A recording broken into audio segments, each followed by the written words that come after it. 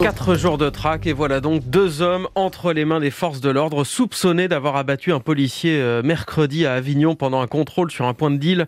Bonjour Grégory Joron. Bonjour. Secrétaire général délégué du syndicat Unité SGP Police FO. D'abord, j'imagine que vous êtes soulagé que les 2 principaux suspects aient été arrêtés. Oui, évidemment, soulagé.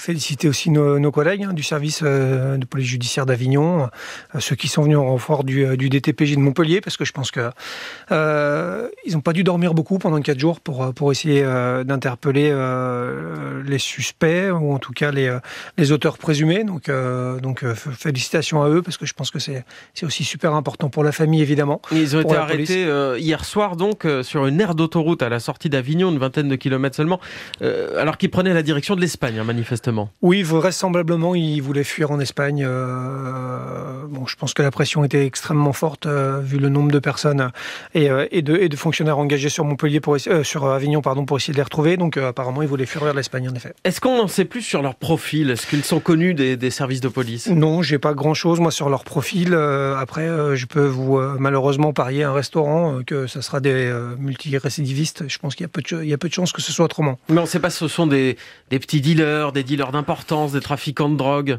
Non, j'ai pas encore énormément d'éléments. Après, en plus, honnêtement, je trouve que c'est bien parce que pour une fois, il n'y a pas eu énormément de fuites autour de l'enquête. Je pense que c'est bien aussi de réserver ce temps-là à nos collègues, justement, qui font tout pour retrouver ce genre de personnes. Et est-ce que vous savez comment s'est déroulée l'interpellation hier soir ? Au péage, par la brigade de recherche et d'intervention de Montpellier, des fonctionnaires de police très aguerris. Apparemment, ça s'est heureusement bien passé.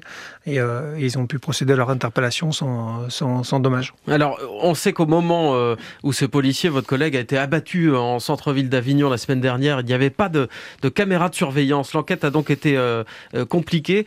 Comment est-ce qu'elle s'est déroulée, cette enquête ? Il a fallu d'abord essayer de retrouver la trace de l'auteur via d'autres caméras de surveillance ? Oui, il y a eu ça, il y a eu énormément de recherches de témoignages, évidemment, et puis après on met en route, les collègues ont dû mettre en route, évidemment, tous les réseaux qu'ils connaissent, du grand banditisme, du milieu des stupéfiants d'Avignon et autour, pour essayer de faire du relais. On place sur écoute plusieurs autres il y a plusieurs moyens, évidemment. De drogue, oui, par on exemple. place sur écoute, on a aussi des gens qui nous informent, heureusement, il y a plein de moyens qui sont mis en œuvre, et c'est justement l'intérêt d'avoir ces services de police judiciaire qui ont un savoir-faire quand même extraordinaire et pour lesquels on s'inquiète parce qu'il y a des réformes en cours avec pas beaucoup de réponses. C'est un peu structurel, c'est un peu hors sujet, mais pour autant on voit bien que le savoir-faire de la police judiciaire est super important en France, il permet ça. Alors justement, le syndicat Unité SGP Police FO fait partie de ceux qui seront reçus ce soir par le Premier ministre Jean Castex. Vous attendez quoi de ce type de réunion ? Oui, mais j'aurai l'honneur de représenter justement mon organisation ce soir chez le Premier ministre.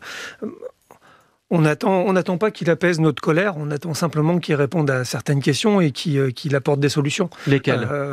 Tout simplement sur la réponse pénale. Là, on ne va pas y aller pour demander à avoir des voitures en plus ou des commissariats plus propres. C'est pas le sujet d'aujourd'hui. Le sujet d'aujourd'hui, c'est quelle société pour demain, clairement, au niveau de la délinquance, de son traitement et de la réponse pénale qu'on y apporte.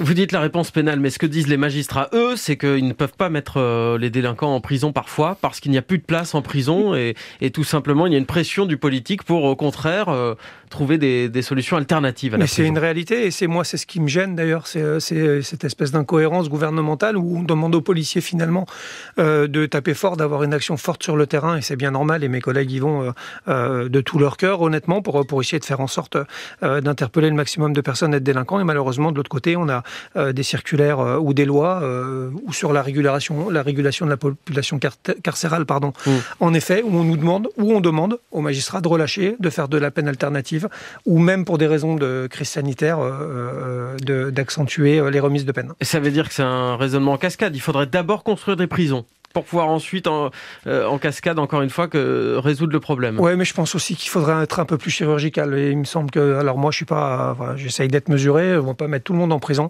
mais je pense qu'il faut surtout mettre les bons. C'est-à-dire qu'on a 5% de la délinquance qui représente 50% de la récidive. À un moment donné, c'est cela qu'il faut traiter. Moi, honnêtement, je vais vous le dire, ça vous paraît très inhumain, mais qu'ils attrapent le Covid en prison, ça m'importe peu. Je préfère qu'ils soient enfermés plutôt qu'ils soient dehors et qu'ils tuent des policiers. Et 5% des récidivistes qui sont responsables de 50% des faits de délinquance, c'est ce que vous dites ? Oui, en général, c'est à peu près ça. En fait, c'est toujours les mêmes. Et on a justement un problème de récidive et de réponse. Mais malheureusement, dès lors qu'ils sont mineurs, on voit seulement des débuts de peine de prison à partir du 15e fait. Il y a plein de choses qui nous interpellent. Un dernier mot, Grégory Joron, sur l'hommage à votre collègue. Hier, 5000 personnes rassemblées, notamment des anonymes à Avignon. Ça vous a touché ? Oui, c'était très poignant, c'était très lourd. Il y avait énormément de monde. Évidemment, énormément de citoyens surtout. Et je trouve que ça, c'est extrêmement important après la séquence dont la police vient de souffrir sur la remise en cause perpétuelle de son action. On voit bien qu'il y a une majorité silencieuse qui, heureusement, a une certaine vision de la société et de l'intérêt de la police. Grégory Joron, merci beaucoup. Et vous serez donc ce soir dans le bureau de Jean Castex, le Premier ministre, pour porter vos revendications et demander donc cette réponse pénale qui colle plus à la réalité. C'est ce que vous réclamez, secrétaire général délégué du syndicat Unité SGP Police FO. Merci beaucoup. Merci à vous.